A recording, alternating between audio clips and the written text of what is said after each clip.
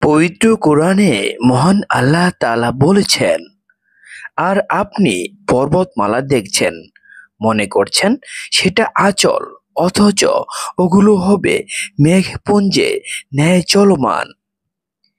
এটা আল্লাহরই সৃষ্টি নৈপুণ্য, যিনি সবকিছুকে করেছেন সুষম। সূরা নামল আয়াত ৮৮। হাদিস শরীফে ইরশাদ হয়েছে, আল্লাহ সুন্দর, তিনি সুন্দরকে ভালোবাসেন। মুসলিম হাদিস। আল্লাহ যেমন সুন্দর সৃষ্টি করেছেন, তেমনি তার বান্দাদের সুন্দর অসুন্দর যাচাই করার মতো জ্ঞান বুদ্ধিও দিয়েছেন।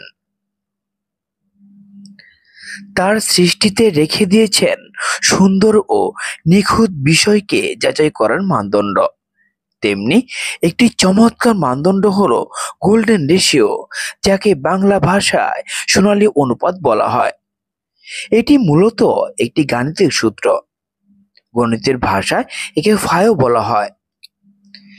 এই পৃথিবী, গ্রহ, নক্ষত্র এবং বিশ্ব সবকিছুই আবর্তিত হয় এক সুশৃঙ্খল নিয়মের মধ্য দিয়ে।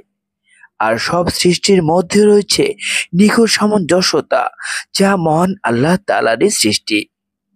এই ব্যাপারে পবিত্র কুরআনে ইরশাদ হয়েছে, যিনি তার প্রত্যেকটি সৃষ্টিকে সৃজন করেছেন উত্তম রূপে।